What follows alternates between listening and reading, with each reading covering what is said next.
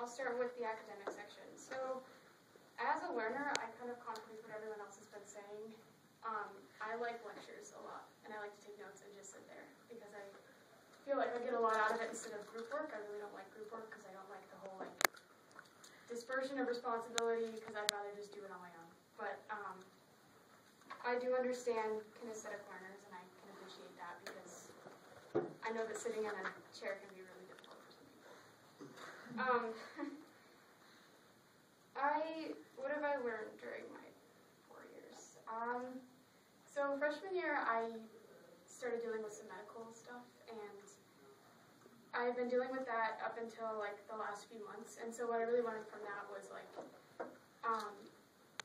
I don't know if a lot of you have taken advanced classes in here, but it's like there's this huge pressure to be perfect, and I think that that's a little bit like overemphasized sometimes, because when you're taking like AP classes, if you get like one answer wrong, people kind of make you feel bad about it. I feel like let's talk about Miss Jordan for a minute.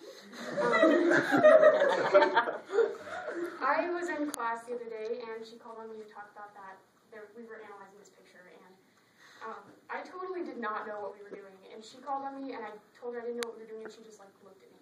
And I was like, I still don't know what we're doing. And so I think that it's okay not to know everything, and I think that sometimes people forget that when they're in advanced classes, that you kind of forget the whole learning part of it, and you just want to know. And from my medical conditions, I had a hard time in high school, sometimes like in some of my classes. And I learned that it's like an individual thing when you're learning. You don't have to go with the group, and so it's okay if you're asking questions, and you don't have to like know what everyone else knows, because some people know more about one thing than they do about another, and that's totally okay. Because there's also this pressure to like be really balanced. Like you have to take AP English and you have to take AP Physics, which is, it's really difficult for some people. I guess I'll move on to clubs. So I was in orchestra for the first like 2 years of high school, and then I stopped doing that, and I started to do the Stillwater Foundation, and I was in a jazz combo, which was really difficult because I had been playing like classical violin, and I hadn't had a lot of lessons, and so my band director was telling us like, you need to improvise and make up your own melody, and it was really hard because I like to just follow directions, and so I never became really good at that, but that's okay, you know, you don't have to be good at everything. And in my jazz combo, we went to the Reno Jazz Fest, and we took 3rd place, which was pretty cool. We did a workshop with the Telluride Jazz All-Stars, and we were invited to play the Telluride Jazz Fest, and we played that 2 years in a row. I also recorded on 2 albums for Hello Dollface, which is my band director's band, and they're like kind of like an indie soul band, which was pretty cool. And then we also had band camp in the summer where we had this guy who had a doctorate in jazz come and teach us, and he was insane because none of us really knew what he was talking about, because it was just so crazy, which was really cool because Stillwater was like a lot of immersing you in what it would be like to be a musician, and so it was like real life music, it was a lot of pressure sometimes to really understand what was going on. And a lot of my community service was done through the Stillwater Foundation. Like George said, I did the haunted house as well. And I also played around the community, and that was kind of my community service, which is a little different from like volunteering and working with kids. So that's how I'm different in that. But I also did a work study with some elementary school kids who were learning how to play music, and we played like jazz and rock and stuff. They were like 10-year-olds playing violins, and so I did that for about a year, and I taught them, which really helped me to learn, because when you're teaching, you're actually learning at the same time, which is kind of weird, but you do learn. And for a job, I worked at the Wonder Pot for like a year and a half, and I eventually quit. But it was kind of this like, it's kind of hard to explain. It was like this privately owned business, and it was like fabric flower pots, and they came from like size 1 gallon, which was like a square that was like half a foot tall, to like size like 500 gallons, which were just like enormous. And so my job was to, my employers they had never really hired anyone else, and so they just kind of like threw me in a room with pots everywhere and were like, can you fold these for us? And I was like, oh my god, I don't know what's going on. And so I folded those, which was totally weird. So now I know how to fold fabric flower pots, but I don't know much else. It was kind of a really weird first job instead of like working at McDonald's or something, because I was in charge of all of the inventory, and they kind of gave the organization to me so that I organized the entire inventory room, and I made my own hours too, which just was basically like I came in whenever I wanted to. I didn't like have my hours written down. I just came in when I felt like things needed to be done. And I had to deal with some like community members, and I had to do some computer work like graphic design and stuff. So that was kind of a weird job, but it was really good too. I learned a lot from that. I also, for career, well, right now I'm sure some of you are taking AP classes too, and so I'm taking AP classes, and I'm also taking a class at the Fort, and I took a class at the Fort last semester too. I've been taking African history, and because what I'm really passionate about is Africa. So I took AP Euro with Mr. Garland, and by the way, that class was amazing, and so you can give me an A now. But you did quite well. Hall of Fame member. I learned a lot about Europe, obviously, but I also learned a lot about like analyzing history in general. So that when I went up to the Fort, we were analyzing like primary documents, because that was really the only thing available from the time period. And there were some people that were really good at it, and some people were struggling. And I realized that I had learned a lot more than I thought, because I got like 100% on the first test, because I knew how to analyze everything. So it was really cool. So now I'm able to recognize when I'm using skills that I didn't think I actually had. And what I wanted to do was I wanted to major in African studies, but I'm not really sure what I would do with a degree in African studies. So now what I'm thinking of doing is I'm thinking I'm going to do alternative medicine, but I'm going to do it in Africa because it would be more available to people living in rural areas, and it would be like more feasible, because like the majority of African people use traditional medicine anyway.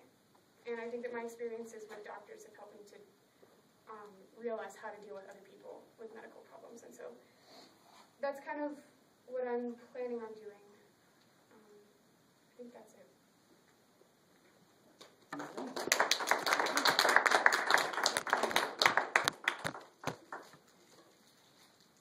Questions? Sure.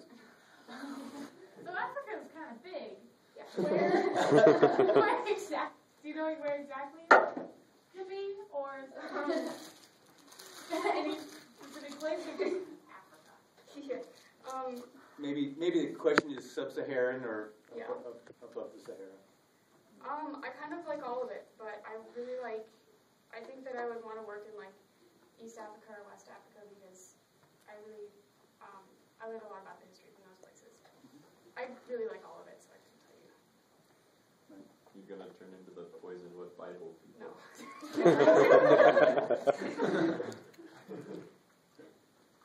Cool. You know, there's going to be a great concert at Fort Lewis next Saturday. Yeah. You know about that? Yeah.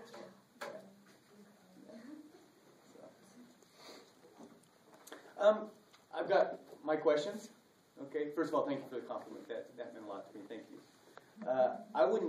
I think there's opportunities in Africa, and I like where you're going with that. And, you know, are you interested in the social and the cultural part of it as well, or the problem solving, or what kind of intrigues you about Africa?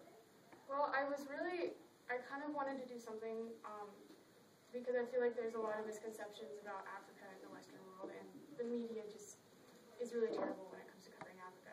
And so I really wanted to kind of change the way that the world sees Africa, but I am not interested in the media, so I think that I can do that on the side while also like helping people locally. Mm-hmm. But I don't want that to sound cliche. Like, I don't want it to sound like I'm a Westerner wanting to go help Africans. Right. That's not what it is. The white man's burden. Yeah. And all the varsity history players know what I'm talking about, right? Yeah. So. Well, see me afterwards, because my brother did his Peace Corps in Africa. So I'd love for you to talk to him about that. Go back to your job. I want to talk to you about your job a little bit.